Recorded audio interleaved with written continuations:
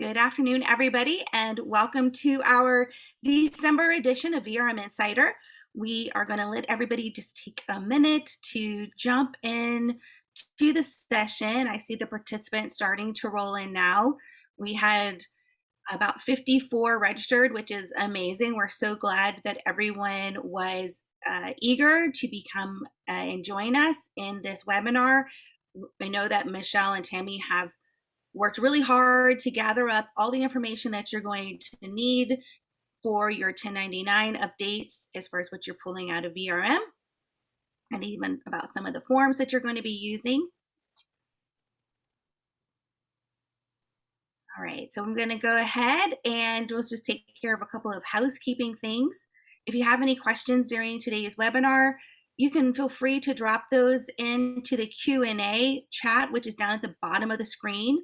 You'll use the button that says Q&A. If we're at an appropriate point in the webinar that question can be asked, we will stop and answer it. If not, we'll hold those questions to the end. And of course, if you have questions at the end, you can jump in at that point as well. This webinar is being recorded, so we will have that replay available to you and your team. This is definitely one that you're probably going to want to share with some other team members, so you can be on the lookout for that in your inbox and in our blog roll here in the next few days. All right, so it is my pleasure to introduce you to two people that you already know and love, and that is Michelle Smith, who is our Director of Support and Training, and Tammy Taylor, who is our Director of Installations. And they are, there they are. Sorry, I had to turn my camera off. My computer doesn't like when I present and I'm on camera.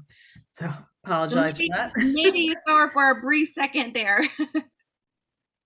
It does pull a lot of bandwidth. So she's gonna keep her camera off. That way you can see the screen, which is I'm sure, according to her opinion, the most important part. Correct. This webinar is dedicated to your 1099 updates.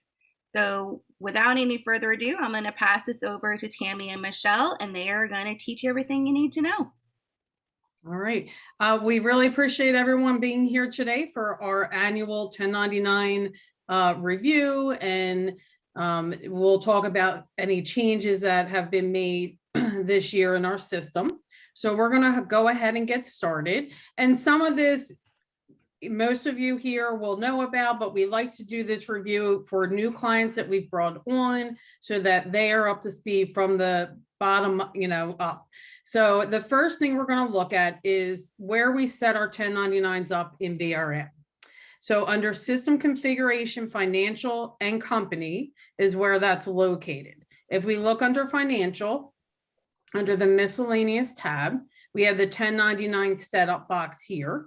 And we have here under Company, we have the 1099 box for each office. So it depends on each client. If you have the same tax ID number or federal ID number for all your offices in your company, you can just check this box here under Financial and you can set up the 1099s for all offices.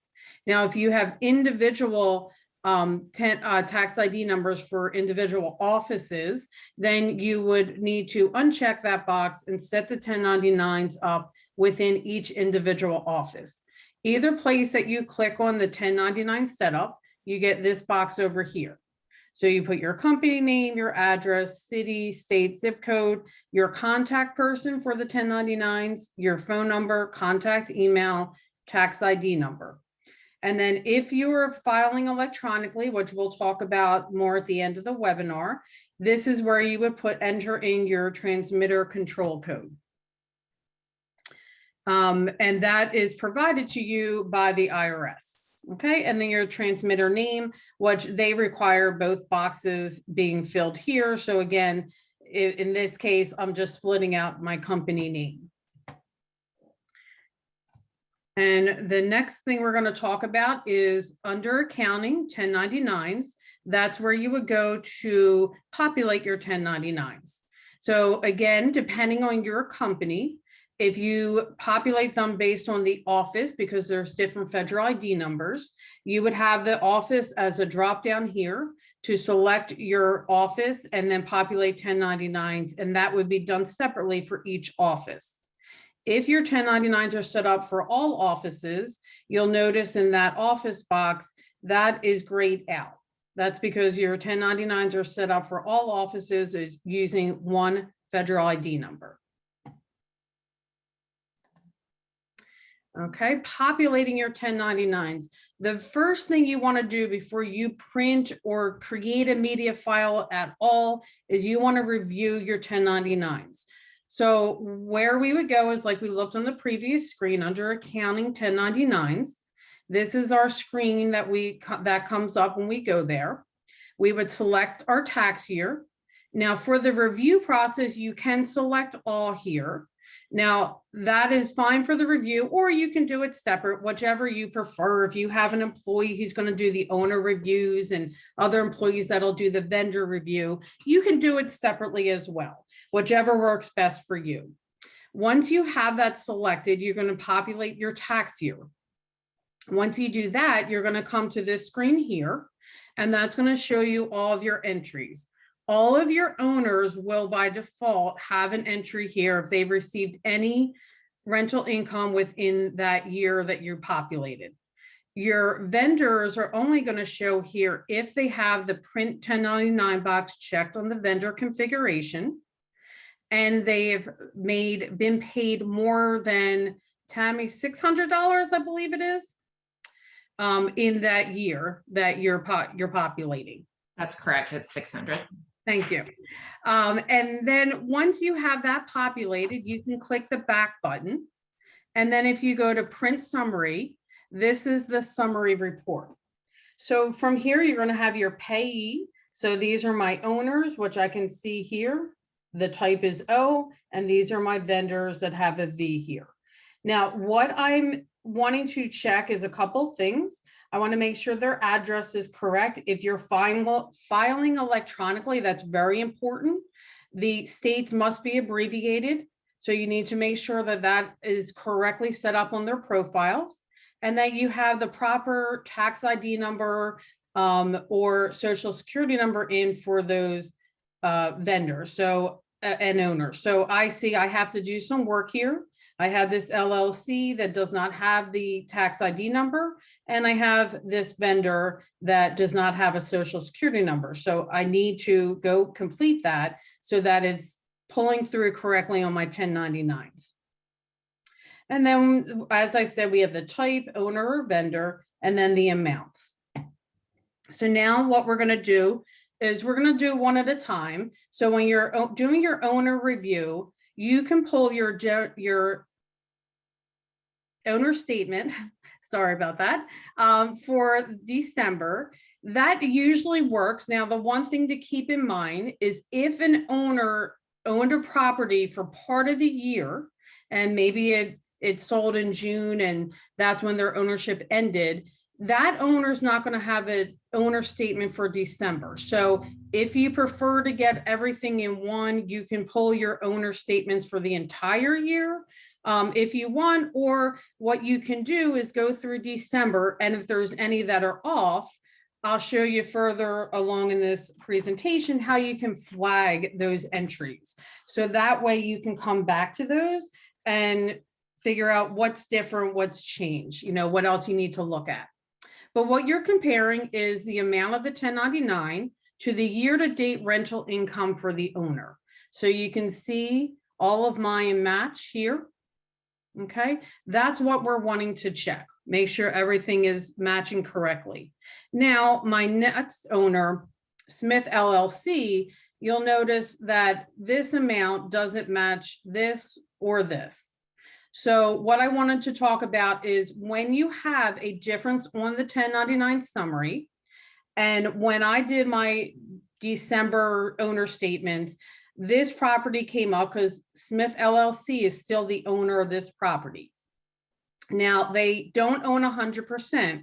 So what I need to keep in mind is this rental income is all of the rental income for this property.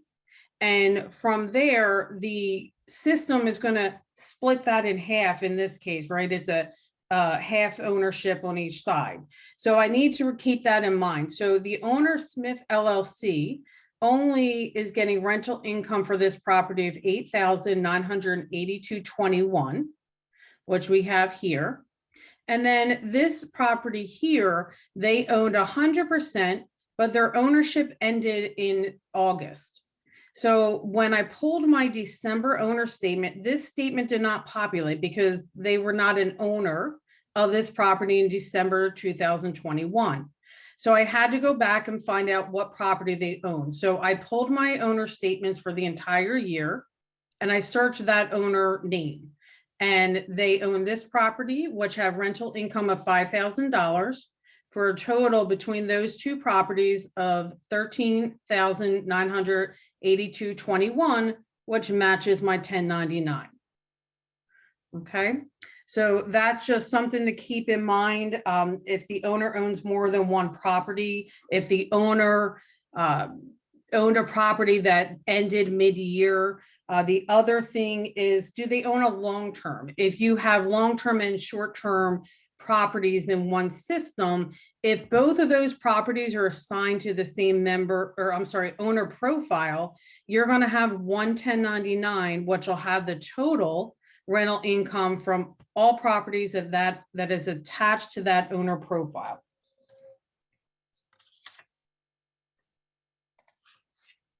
Okay, then we're going to talk about our vendor review.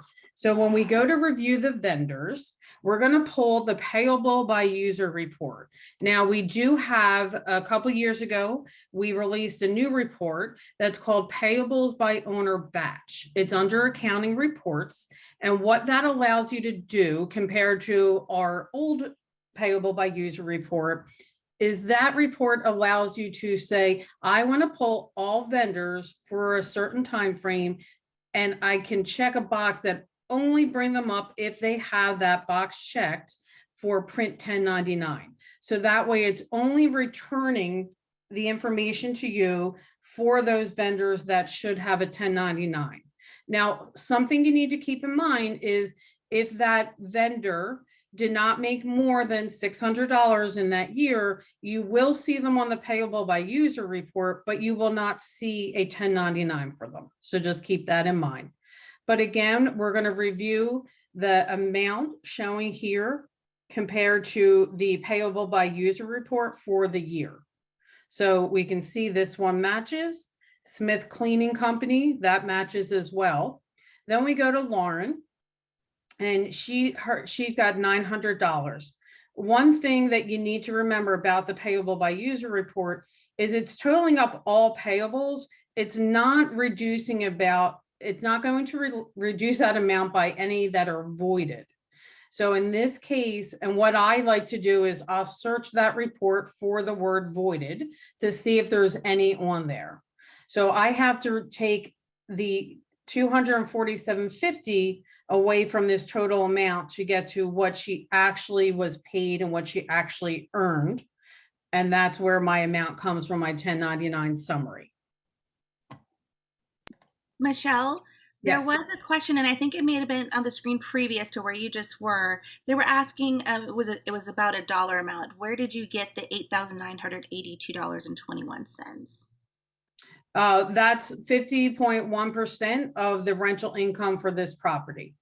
So I took what that owner owns, the portion of their ownership, and that's how I got to that amount. Okay, because our system is a property based, it's going to show total rental income for that property. Okay, thank you. Mm-hmm. All right, so then we're going to review the different options that you have under the 1099 area. So when we pull our 1099s and we populate the tax year, most of you have seen this screen before.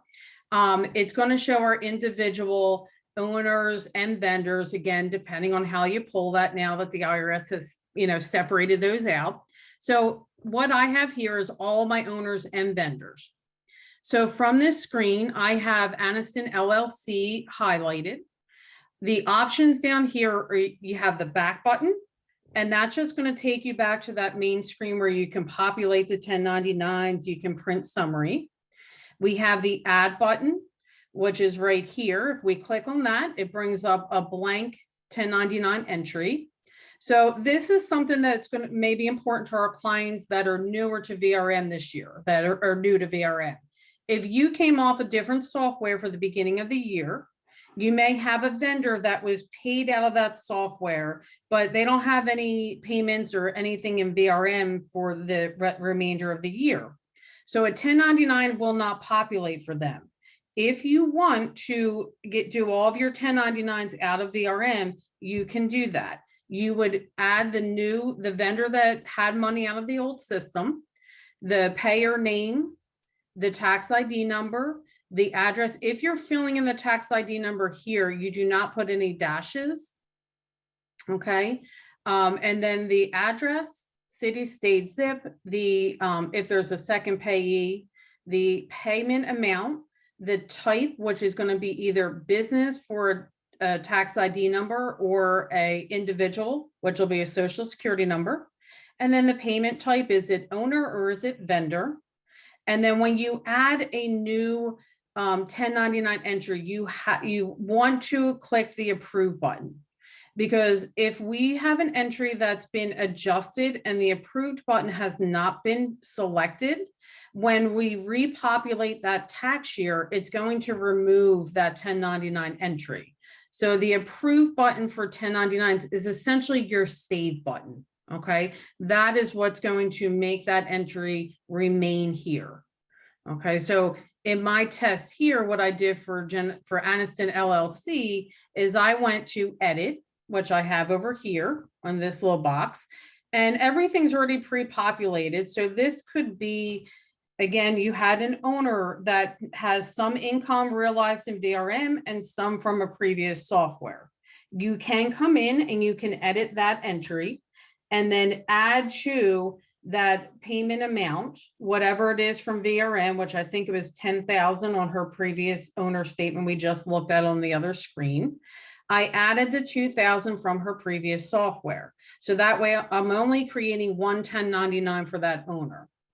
We just want to make sure it's understood that's rental income. That's not what's been paid to the owner. That's going to be whatever they received as rental income. When the system is creating the 1099 entry, it's going to automatically pull over the tax type based on how that is set up on the vendor owner profile. So what that means is if you have 2 dashes in the number that's set up under the vendor and or owner profile, it'll come over as an individual. If you have no dashes, that will also come over as an individual or a social security number. A tax ID number is only going to pull over into the 1099 area if you have it configured correctly with the 1 dash in the proper place. Okay, so that's something, again, to make sure is configured correctly during that review process on the vendor or owner profile. So I've made a change to this one here. So what I've done is I checked the approved button and I click save.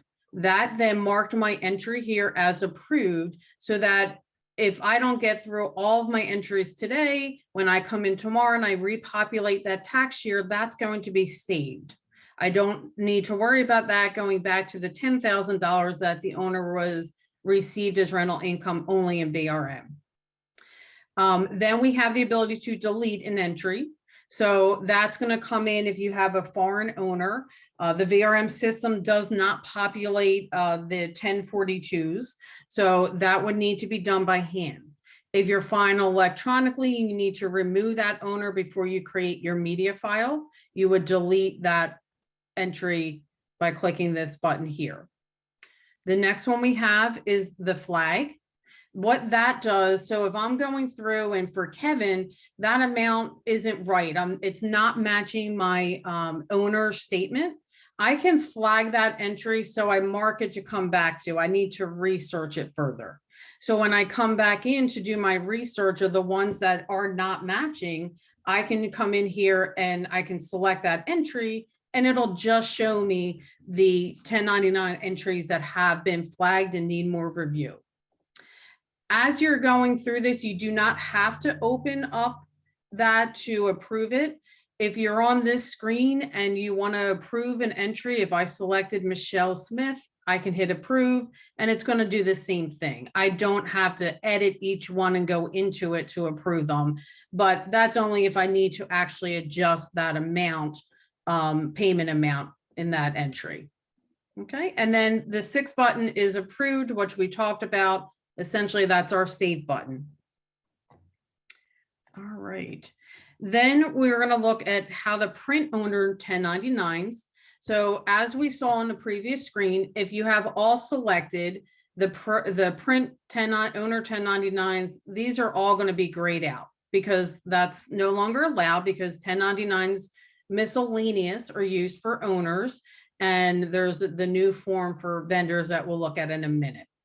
So if you're printing your 1099s, again, you select the tax year, you select your entry, populate the 1099. That way, if you need to delete one, like a foreign owner, you can do that. Then you just hit the back button and you can come here, print owner 1099s. You'll have your margin. VRM cannot test every type of printer that's out there. So we have the margins there for you to adjust.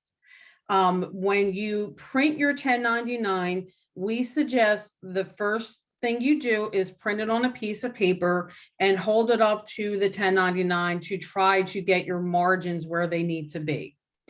You may have to play around with it. In the past, we've always suggested that custom scale is 100%. If that doesn't work for your printer, you may need to use fit. Again, that's going to be determined by your company printer and what you need to adjust there. So that is how you would print your 1099s for owners. And something new this year is we have broken out the print owner 1099 summary to a separate button.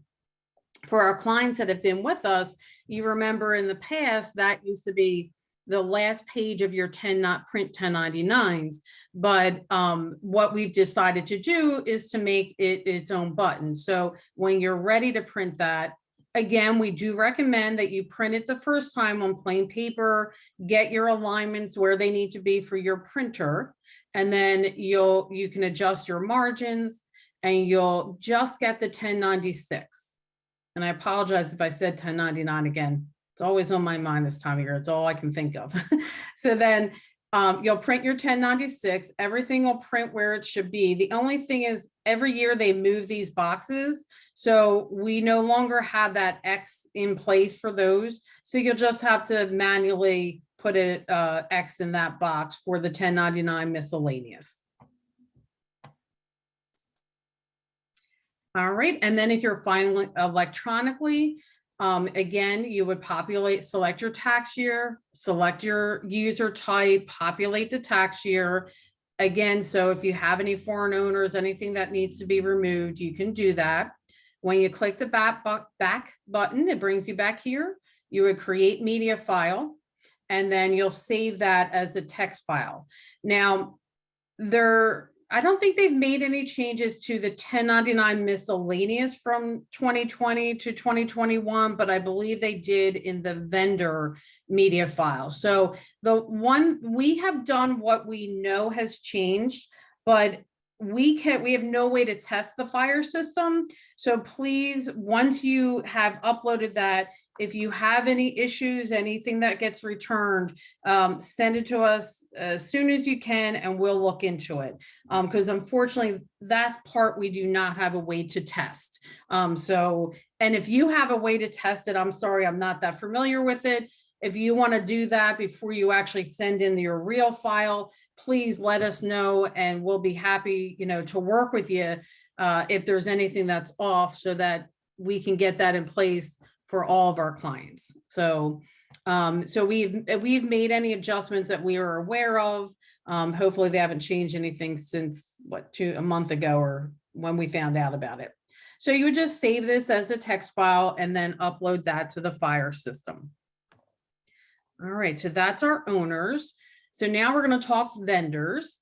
So vendors, they've changed to the 1099 NEC this year. Hey, Michelle, Yes. I'm sorry to interrupt, but Yep. before you move on to vendors, a question that came in, and I just want to make sure everybody had an opportunity to see it, was that if a property is owned and rented from the first half of the year and then switched owners and goes to another owner the second half of the year, or anytime during that year, it will show up on two separate 1099s for them. And so they were just wanting to confirm that. And I just want to reassure everybody that yes, you know, you'd have two properties, but it would be the separate owners. It'd be one property, but two separate owners. And so it will create the two separate 1099s for each of them, even if they keep the same property name and everything else. All right. Thank you, Tammy. Mhm. Very good. Okay. So back to vendors. So the new 1099 NEC is 3 to a page, as we see here. So that's what we've tried to get that out to all of our clients. So that's the kind of form that VRM is configured to work with. So that's what you'll want to order for your 1099 NECs. So we've already gone over what we're going to review for vendors, right? We've done that. So it's basically now just the printing of the 1099s once that review has been completed and anything that needs to be corrected is done. So for the vendors, you would still select the tax year under accounting 1099s, and then you would select vendors. I'd still suggest populating the tax year. If you come in and you've done your review and you haven't populated that in a few days, that's why it's really important to make sure that you approve those entries that are adjusted. I think it's a good idea to approve all of them just so that way everything is saved for you. And then once you populate the tax year and hit back, it'll bring you to this page and you can print your 1099s for your vendors. Again, just as we suggest with your owners, you want to print one page of that on plain paper and check the margins with the actual 1099 before you print all 1099s. Okay, so you'll see there's 3 to a page. You can adjust your margins as needed. Custom scale is what we suggest, but again, you might have to play around with that with your printer and see what works best for each client. Okay. And then we also have separated out the 1096 for the vendors as well. So you have to enter 2 1096s, one for the 1099 miscellaneous and one for the 1099 NEC. So again, select the vendor or the tax year and the vendor type. You can, once you've printed your 1099s, you can come and print vendor 1096 summary, and that will bring up where you can do the margins. Again, suggest doing this on plain paper first, get your margins where they need to be for your printer, and everything will populate except for, again, you'll have to check that box for 1099 NEC for those, okay? And the media file, the same. Once we've selected our tax year and our vendor, we can create media file. Again, same thing. If you guys are able to do this as a test through the FIRE system for our clients that do file electronically, if you can do that and you have any issues, please let us know as soon as possible and we will get on that. But we have made the adjustments that we've been made aware of, checking with the IRS forms for the new year. Okay, so you would create that media file, save it as a text that you can then upload to the FIRE system. Another thing that has changed this year, if you need to do a corrected 1099, we now have the 1099, always had this, you can mark that 1099 that it's been corrected and save it. What we had to do in past years is we would have to print the 1099s, and then we'd have to go to that specific page for that corrected owner and or vendor.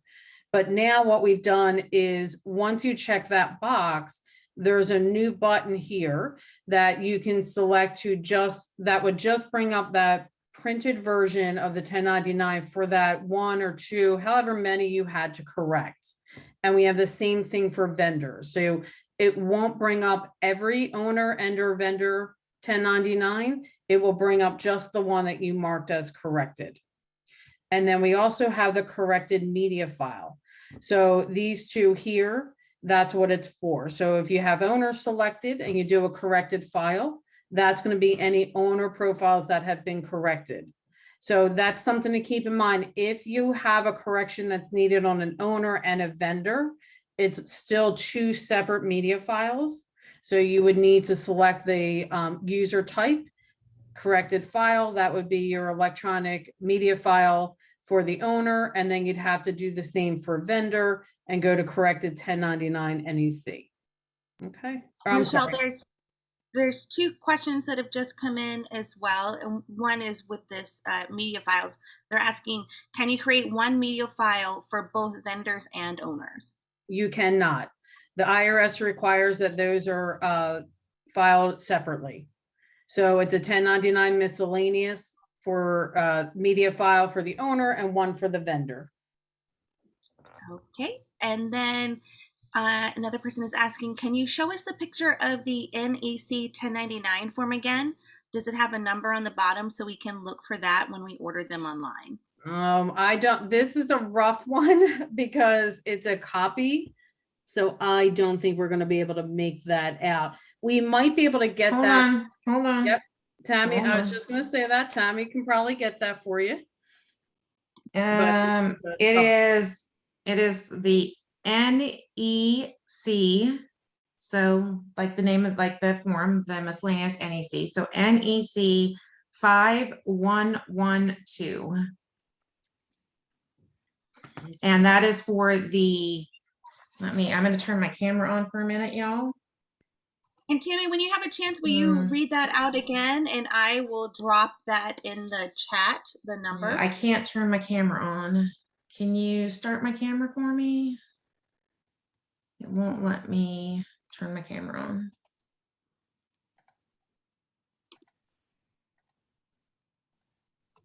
Like if you click on my picture, can you turn it on for me? It does not give me that option. Can you make her a host? Or co-host? Yep. There we go. All right, thank you. So,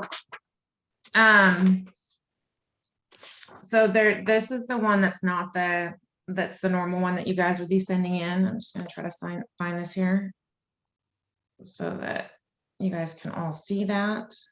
And we will put it in the chat and we'll try to upload a better picture into the help center. But NEC 5112, that's for the one you send out. And then it comes in a 3-pack. It comes in a big pack. I ordered these ones from Office Depot or Office Max, one of those two. And they came in a nice big package for me with my envelopes and everything. So I got my NECs, my 1096s that go with my NECs and the envelopes, since they're going to be a little different. So it's the smaller envelopes because they're not the half pages like you will for your 1099 miscellaneouses. But I got all of mine and they just delivered them to my doorstep so that I can have them. So that's what I would recommend, is trying to get them early, because you'll have a hard time finding them later because everybody's going to be ordering a bunch of them. So and then this is, the 3-page for the 1096s that you send those in if you're a paper filer, that just come all in this little package so that you can just get it all in one place. That's awesome. What a great tip. All right, Michelle, it's back to you. Let's see. Did another question come in? Let's see. Oh yeah, you typed it in there. Thank you, Lisa. All right, good. We're good to go. Okay. All right. So back to the new corrected. So we talked about that and what that's going to look like. So if you create the media file, you'll notice the only one on here is Aniston LLC. So that's my one corrected entry. And then when I create my 1099 miscellaneous, I have just that one owner who has been corrected, and we have that box, that check mark for that corrected box. So again, you just need to make sure, I would again do it on plain paper first, make sure everything lines up for your printer. This also has the margins that you can adjust as well. This, just as a reminder, if you're filing 250 or more of any of these forms individually, you should be required, I think, Tammy, is that the correct, to file electronically? So just kind of something we found on the IRS website, we wanted to make you guys aware of. Yes, and it's any one of those forms, or it's actually just where it's for where their information returns. So these are examples that's pulled from the IRS website, and they're a piece of that from the section 6011. But it's always better to be safe than to be in penalty of that with the IRS. Yep. Okay. So we have an article here. I am in the process of continuing to work on our articles, so I hope to have them out so that everyone has access to them in the health center for the steps that we reviewed today, so that they are out there. Again, if you have any help, or you are able to do that test for the fire system, and there's any problems, please reach out to help@vrmgr.com, and we are happy to work with you to get that corrected, and that way we can get it out to all of our clients. All right, and we really appreciate you being with us today. I'm going to turn it back over to Tracy unless there's any other questions. Haven't seen any come in yet. I don't see any either. All right. Well, if you have any other questions, you are more than welcome to go ahead and still drop them in there. But we do want to go ahead and announce our January VRM Insider, and that is going to be on January 13th. That is a Thursday, 2022. Can you believe it? 2022 is just a short few weeks away. It will be at 2 p.m. Eastern, and that is going to be with Jonathan Hickman, who is our VRM Director of Development. And he's going to be bringing us a VRM year in review, and then a look out at our 2022 roadmap. That is normally a really popular webinar when we do it. We do encourage all of our clients to attend along with your staff, because that's where you're going to hear about what we've done in the year past, in case you've missed something. And then be able to understand what's coming ahead and what to look forward to in the year to come. So we really want to see as many people as possible jump on that webinar. And we also really want to encourage everyone too, you're going to be seeing some information roll out over the coming weeks and months about a program called Right to Rent. And that is through the VRMA advocacy program, and it's something that we've partnered with them, and we do have the development done so that all of our clients can participate in the Right to Rent program if they like. You'll also see that information coming to your inbox, but like I said, we're going to be talking about it more over the coming months. We know you have enough on your plate right this minute, so just put a little bug in your ear to keep an eye out for that. All right, so Tammy, Michelle, do you have anything else before we wrap up today's webinar? I don't. I hope everybody has a very safe and happy holidays, and that your business is doing well and continues to grow. Yep, the same. I hope everyone has a happy holiday, and reach out to us if there's any questions or any issues that you have once starting the 1099s, and we're always happy to help. And appreciate your time today. All right, everybody. So on behalf of all of us here at VRM, just to echo what Tammy and Michelle have already said, happy holidays, Merry Christmas, Happy Hanukkah, Happy New Year, all of the happiness. What we're hearing is it's been a great banner year for so many of our clients, which we're just so happy for you. And we just, hope that the next year brings nothing but good things as well. We're here to support you, encourage you in any way that we can. And just thank you so much for being part of the VRM family. We can't do what we do without you. So thank you for allowing us to support you as your vacation management software. All right, until next time, you guys take care and we'll see you soon. Bye, everyone. Bye. Bye.